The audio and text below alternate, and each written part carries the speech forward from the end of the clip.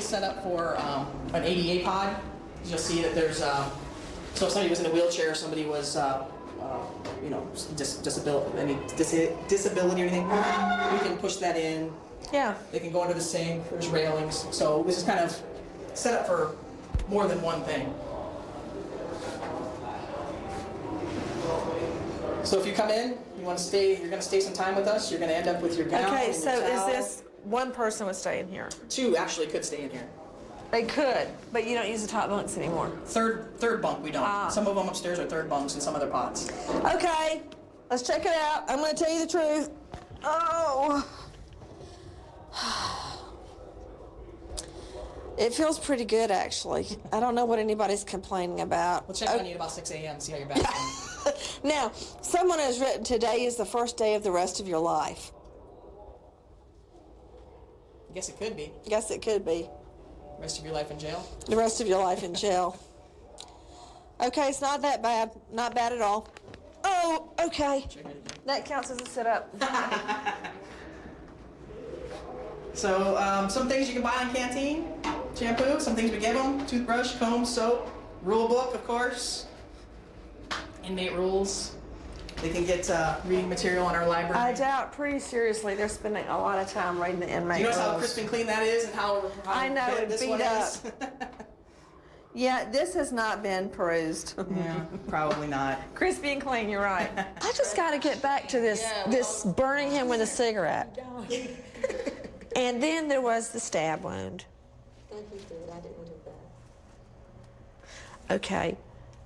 So that was just because he bought a bottle of booze. No, it was a few things behind that. We go back about a year in Seattle, Washington, and I lived that crack life. My thing was crack, and I It's a would miracle escape you're away even from my alive. home. It is. I would escape from my home where I thought I had problems, where it wasn't nothing, to go over to his home and do crack when there became bigger problems. And then I ran. I'm a runner. So I run here to my 20-year-old daughter to try and get away over the holidays. And then, you know, I'm kind of liking it here. I'm looking for jobs, you know, going on interviews and everything. And so he's like, okay, I want to get clean too. You know, so he comes and he wants sex and he wants this and he's starting to drink and he's starting to drug and it's not crack this time, it's You crystal do not meth. need another baby. Just don't. I don't need another baby. I don't need another man. When I leave from here, my vision is walking on top of Christ's feet. I have no, I mean, I'm fine with men, but I don't want another man. Okay? I've known men since, what, 1979. I do not need another man. I mean, that, really? Do they really help you? So, I don't know.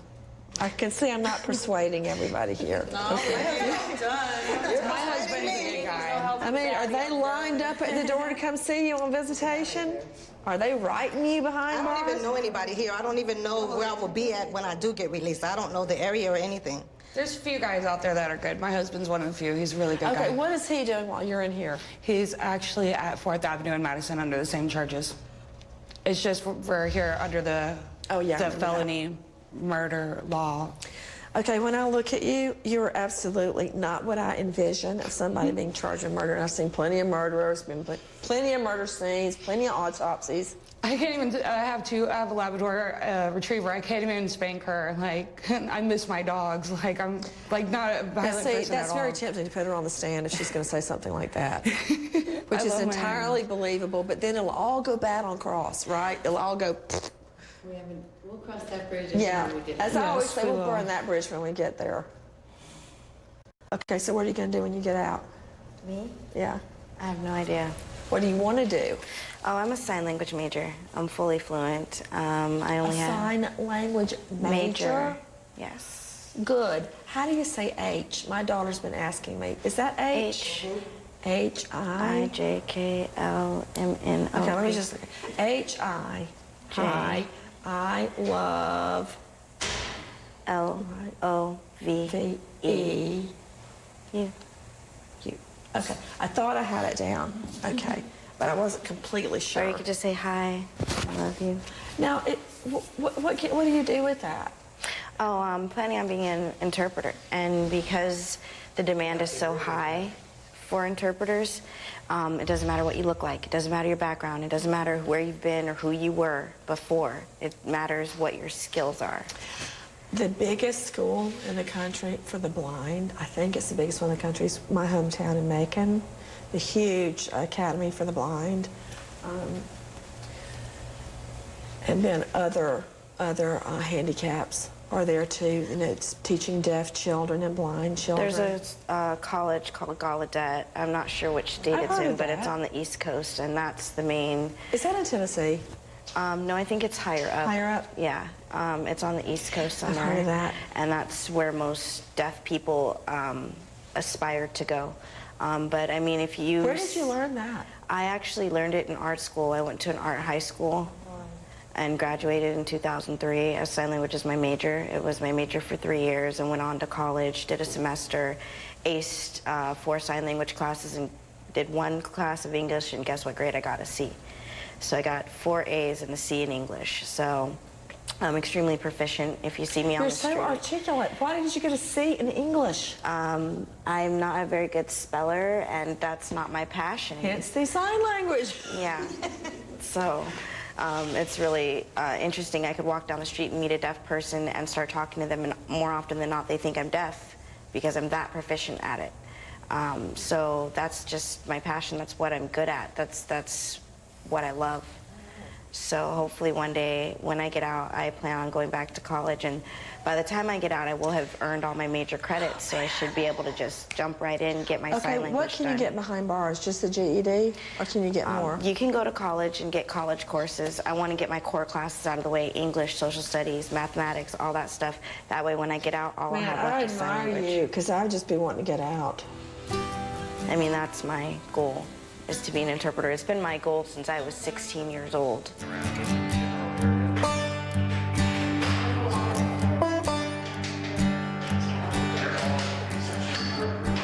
Due to my circumstances, I don't have my mother's phone number. I don't have contact with my brother. I very barely have contact with my stepfather.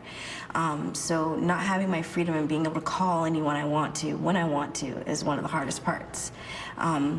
It's extremely lonely to feel like you have no one. And when you're watching everybody else in the pod get on the phone and call their family, and you don't have one to call, is heartbreaking. So I think that's something that a lot of women here experience, because not all of us have families with money. Not all of us have families that write us. So for me, that's the hardest part about my freedom being taken, is that I feel like I don't have anyone, and I do, but I feel that way. It's very lonesome.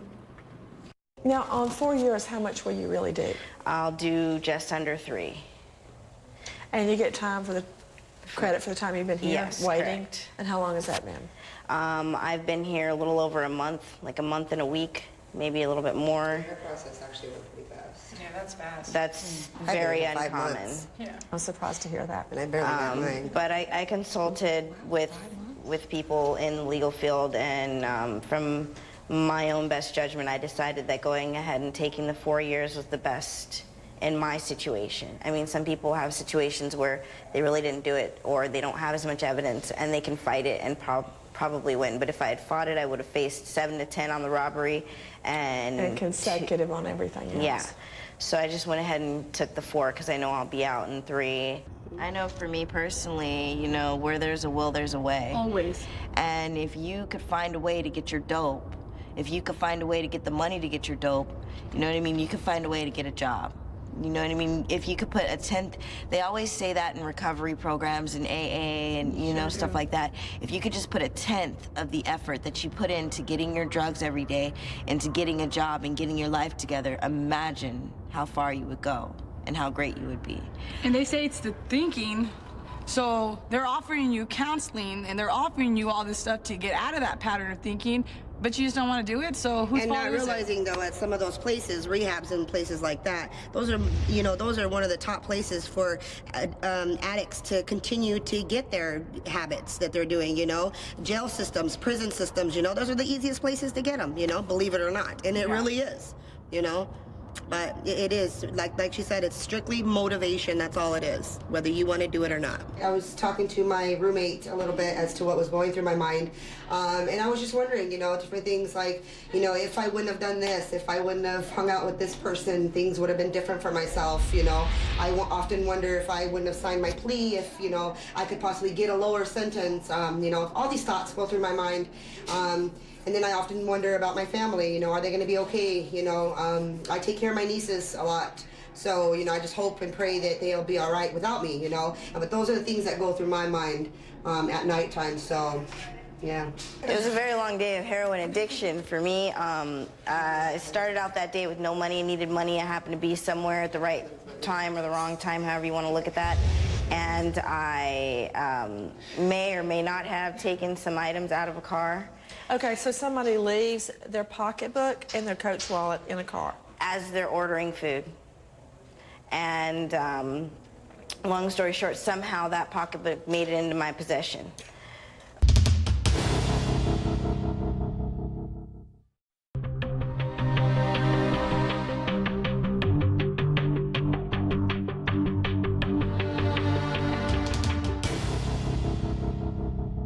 Are they going to the conference rooms or are they going to?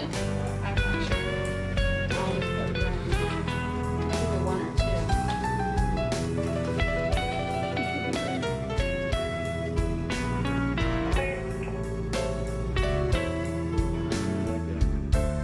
Actually, mine wasn't done. Yeah. Yeah. Thomas is going into 100. Thomas is? Yeah. Inmates are normally out and about in that pod. That's a general population pod, so they're usually out of their cells, so you can see them a little bit better. Now, are all types of felons intermingled? Is there a high risk? Or well, that's what your closed custodies are for. Closed custodies here are going to be in 300 and 400 pod, and they are 23 out of 24 hours a day locked down. So those are going to be your guys that have institutional history of assaults. They have higher level, they've been institutionalized, they've been here a lot, they've got some issues, they may be psychologically, you know, seriously mentally ill. There's all different ideas. They've assaulted somebody. In the case of Elizabeth Johnson, got into an assault and ended up in close custody. So there's all different reasons why you can end up close custody. You can start out as a minimum inmate, and if you're here for a little bit, you could actually make your way all the way to close custody depending on your You could just work your way up. Absolutely. To Climb right the in ladder there. of criminal history there. Okay. Wow. Now, is this glass bulletproof? It is. It is. It's pretty old. I'd be interested to know if it would stop a bullet, but it is. All our glass out front, everything in here is, except for the windows inside the pod. Got it. Got it. So that's a pod. How many people in a pod? There are 15 cells, two to a cell, excuse me. So 30 inmates. Even though in these you'll see the old-fashioned 3 bunks in some of those, we don't use the top bunk. So Why?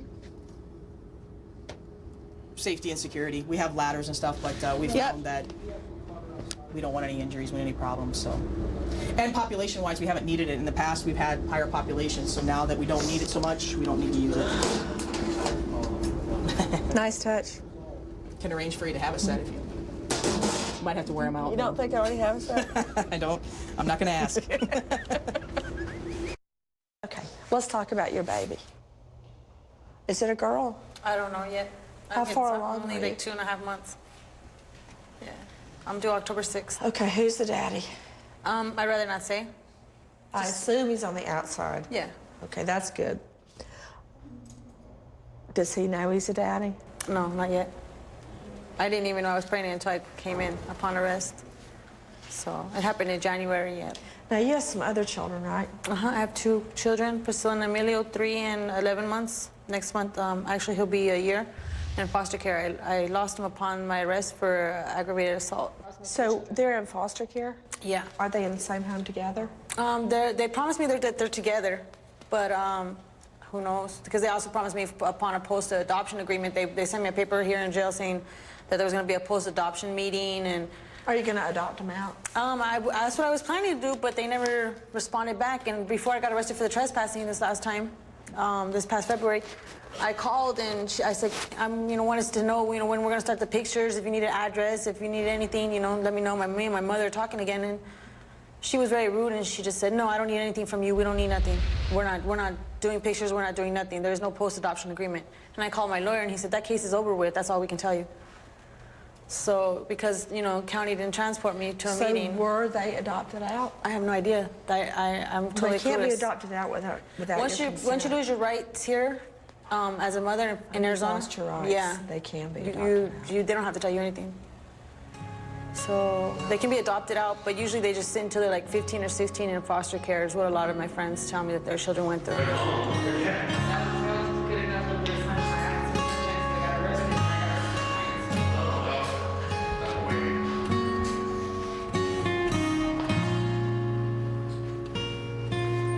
Pregos get the bottom bunk, so we sleep on the bottom, especially when we're pregnant. We get food, cheese and bread, and fruit. We have to drink lots of bottled water, so we keep the old soda bottles.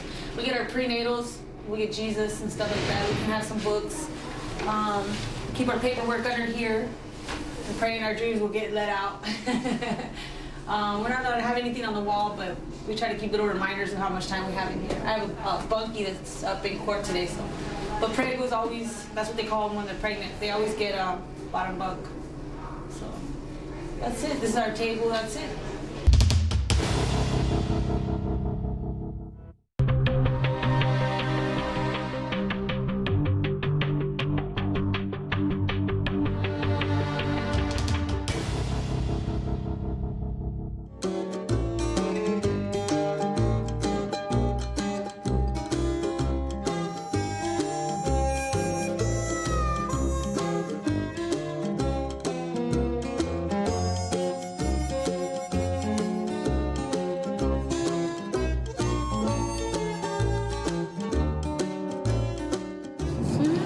Backyard of Australia. I don't know what else to say. Play some hopscotch? Never. No. There's a hopscotch. I have seen sometimes people bring out like soap and they'll draw like hopscotch on the floor. I've never done it, but I've seen it be done. You have to improvise in here. You don't have chalk, so. No, don't. You don't really have a choice of what you do. All the times that you eat, every time you come out of your room, every time you lock down, it's all set for us. We don't have the option to, you know what I mean? But, so yeah, there's structure. You have to obey. I don't know if there's structure.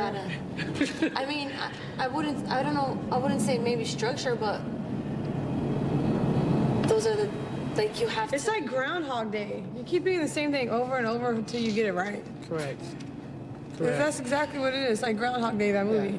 It's the same thing over and over and over. And it's going to keep happening over and over again until you get your together. My bad. Correct. Sorry. No, it's okay. That's real. That's just when I first came in here and I seen their food, whatever you call the stuff they give us, I don't know what it is, dog, whatever it is, but excuse me for my French, but I swore I would never eat it.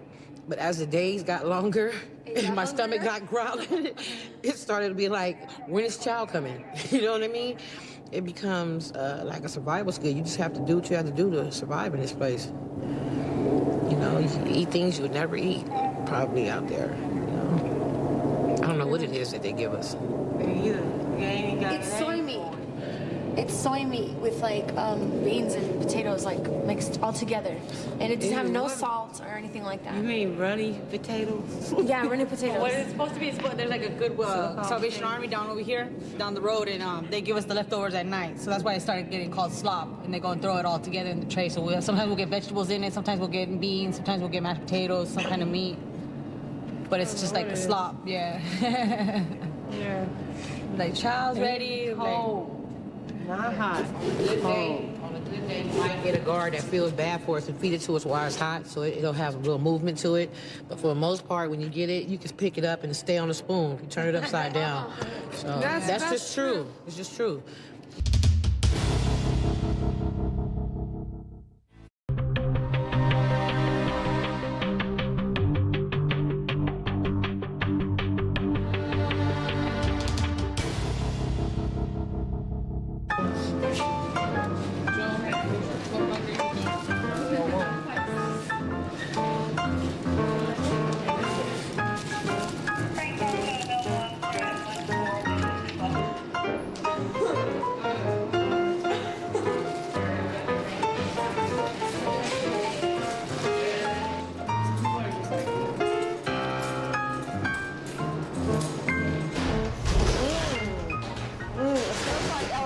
going here. Fresh citrus came in. We get a lot of oranges, a lot of grapefruits. I didn't have anything like this for breakfast this morning. Looks good, huh? Right off the tree. Yes, Fresh off the tree. a lot of them too. Yep, we serve a lot of oranges. Well, as you can tell, it's kind of quiet right now. It's before we get ready to serve dinner, so everything's cleaned up, ready to go for the crew to come in tonight and start serving chow. But we have a special delivery for you. Oh, thank you. So this is our brunch sack, or as the inmates call it, a ladmo. A what? A ladmo. What is that? And I am not from Arizona, but how I understand it is Wallace and Ladmo were kind of a children's show, and they would give away brown paper bags with candy and gifts in it, so they call them Ladmo bags. So the inmates lovingly call this a Ladmo bag now. So they get one of those 2 meals a day here. The first one will be a cold sack, so this one has peanut butter, bread, citrus, and a snack. It's good stuff. Have some fortified peanut butter to go with it, make a nice sandwich. Whoa, cow trivia jokes. Hey, we educate too. All right, Okay, so whoa. Check it out here. and all you get is a spoon, so you have to manipulate the peanut butter with a spoon. Fresh baked bread every day. Really? Here? Yep. Not in this Estrella, but we have a whole kitchen. It's fresh. Baked every day. Good stuff. There you go. Okay. We package our own peanut butter. We buy it in 5-gallon white buckets, and we have a machine that'll measure it so they get the right amount and package it. It was hermetically sealed, I'm sure. It's... not bad, huh? Not bad. How about 5 days a week? Not as good. Okay. That does kind of change things.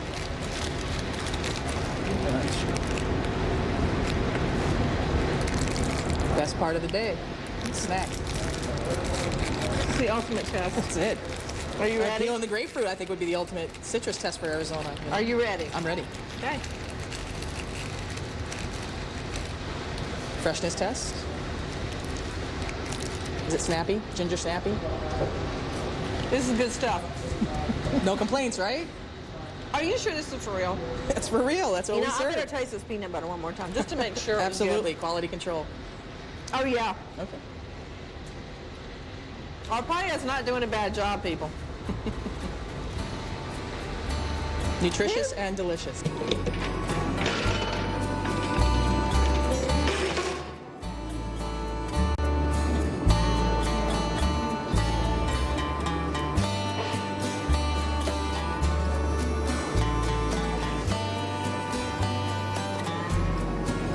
So you go to Walmart. I didn't know Walmart sold booze. What? Are you sure?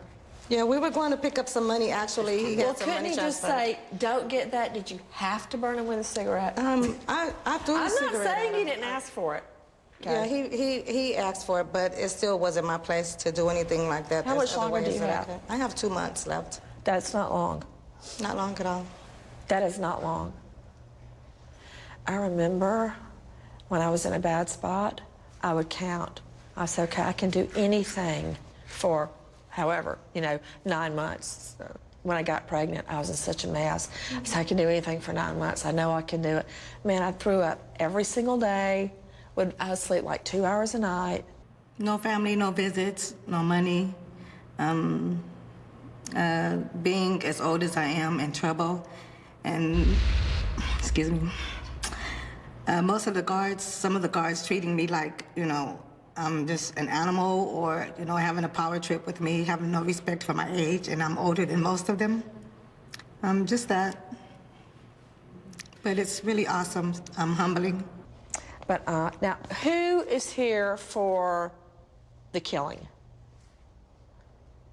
I know somebody is. Who is it? You? Daddy's girl? What? Okay, now, see, I've read your case. And if I were your defense attorney, you haven't pled yet, have you?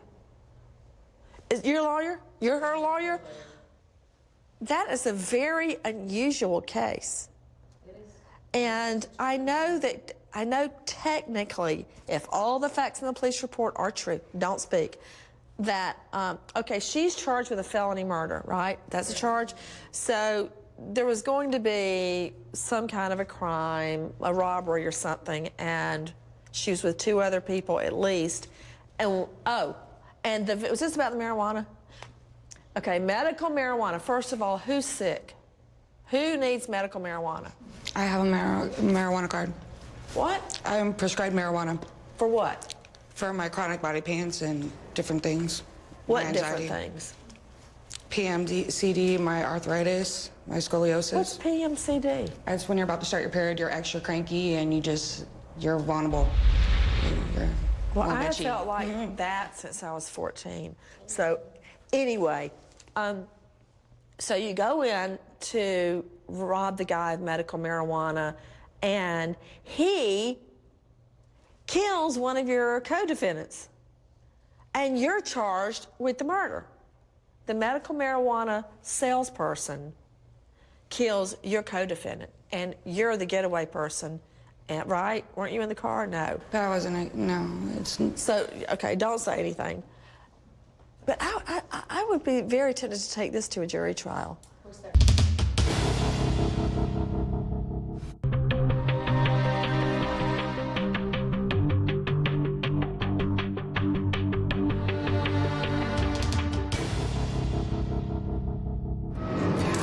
I'm going to go to C because these are DJs I've got long for.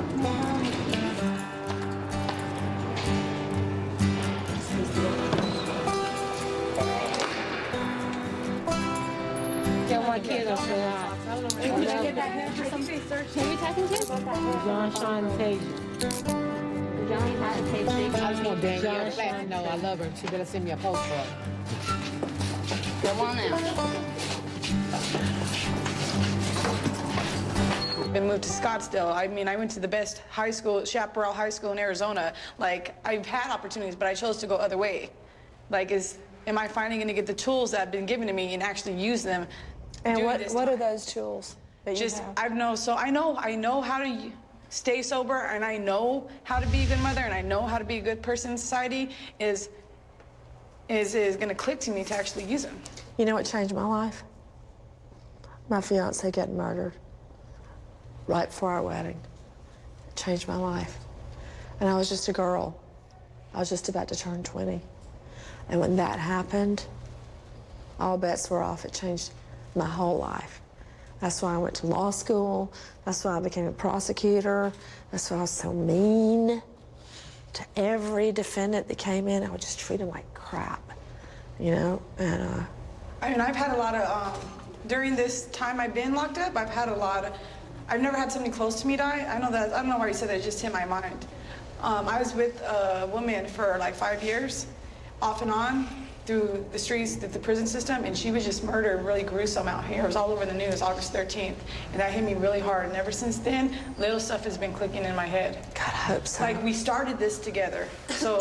And she ended in that way. She ended it that way. About your comment about what do we think, I always think about, like, we talk a lot in here, the girls and like that, what brought us to start using drugs and what changed our lives and stuff like that as teenagers. And I always just wondered about the kids in foster care. And, like, you hear a lot of things in the newspaper, and you know, a lot of perverts out there. Yeah, and you know, it's like, man, well, I'm a criminal, and if something happens to my baby, I'll kill you or something like that. But it's like, what am I gonna do if I'm doing time in prison? You know, how am I gonna help my daughter, my son? Then, you know, in the foster care system, you know, they don't really let you know anything, you know, especially when you lost your rights. So it's a daily prayer to God and lots of tears. Oh, what are you gonna do about this one? This one, me and my mom are talking again, and that's what really stinks is I lost the other two, and you know, she's trying, but she works, and she's a full-time nurse, and it's hard, but it's like hopefully you'll pick up the phone this time, and we'll be able to get How long are you in? I'm in for about a year. I'll be in for a year. So when the baby's due in October, yeah, I'll need her to be there and pick up the phone. Yeah, that's all I lost the other ones about was a phone call. Yeah, she wasn't able to. She was sleeping, and then I would tell my lawyer, "Can you call my mom? Can you call my mom?" You know, and they don't accept collect calls in here. You know, the lawyers. So. Not all. Yeah, not all. You have to send a postcard, and that's like a week. It takes a week. You know what's really hitting me is what you said about your friend that's, now she's dead. And if you get out and you go right back to the same old life, you're going to be dead too. It could be you. And you can't just keep on like this. I know that. I know. I go to the extreme. Everything I do is to the extreme.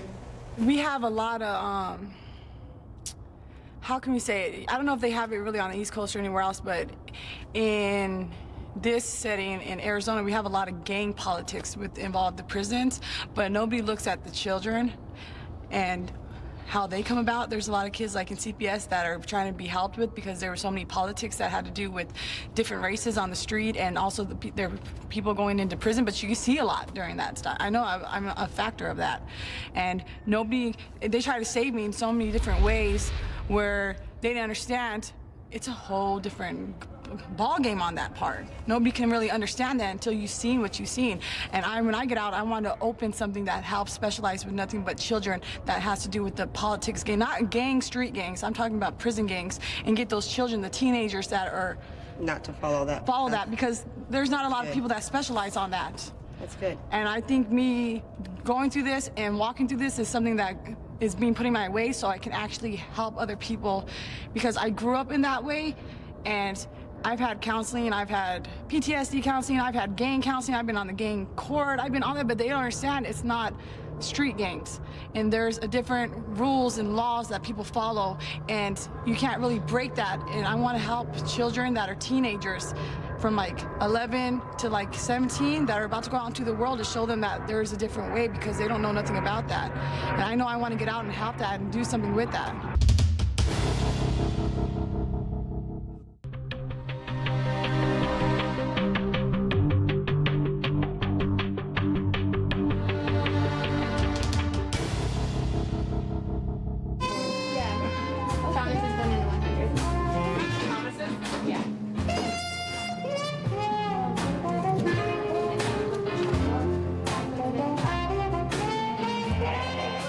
I just want to say to all those people that are out there, you know, getting high, doing drugs, headed down the same path that we were once upon, just get help. You know, find help, find something, someone, something, whatever it may be, that's going to help you. My nephew, my little 15-year-old nephew, is headed down that path.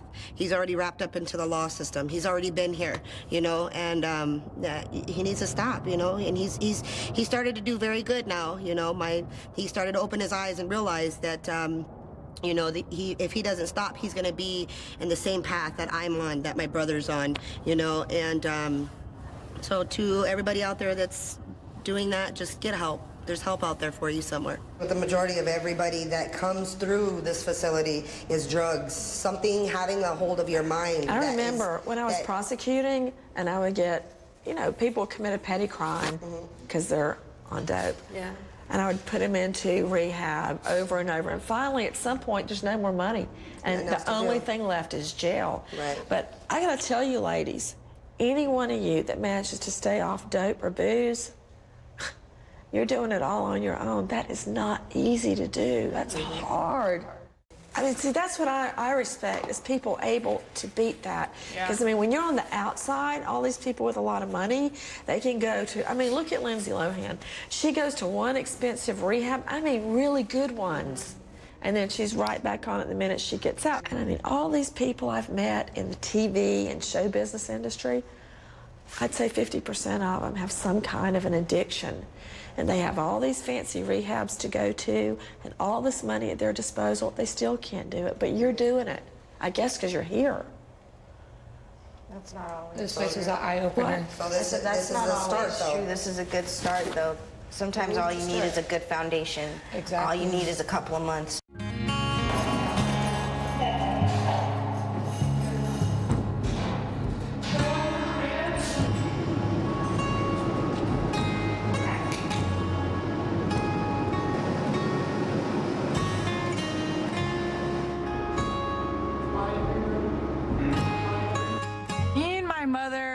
Very much estranged. She went down when I was probably, she caught her case when I was about 12, 13, and she got sentenced when I was 15 for kidnapping, armed robbery, aggravated assault. I mean, it was her last straw. She's been in prison all her life.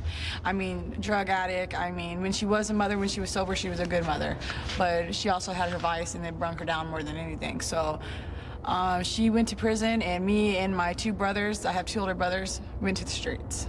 So we had a lot of anger. I mean, me and my brother still do a lot of anger, a lot of animosity. We have a lot of,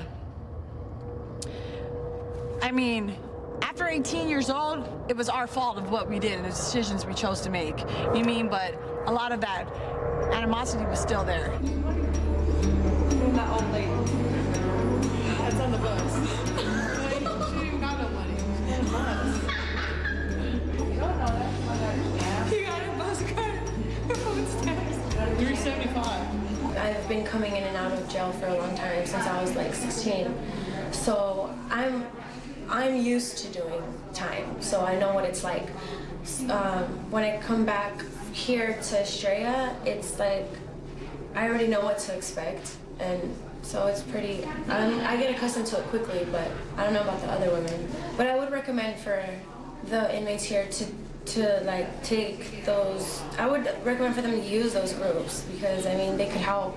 Their self-help groups, you know, like Alcoholics Anonymous. If you're into drugs or into alcohol, I would say that it would be good for you to probably take those classes seriously.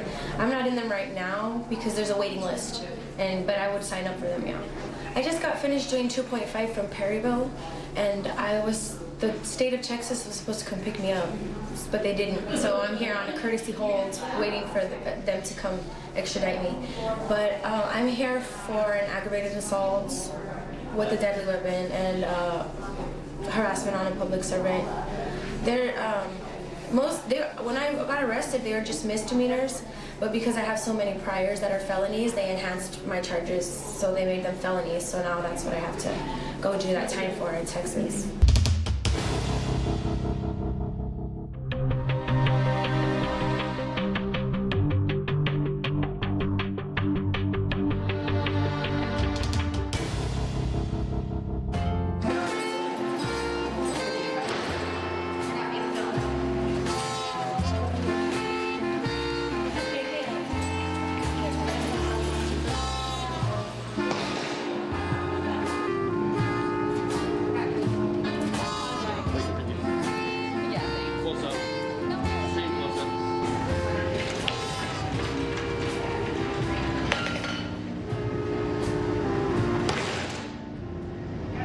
I've been doing drugs since 2002, and yeah, it's like I've been wondering that, you know, that this time around my lawyer said that, she said, do we need an inpatient treatment? I said, with what money?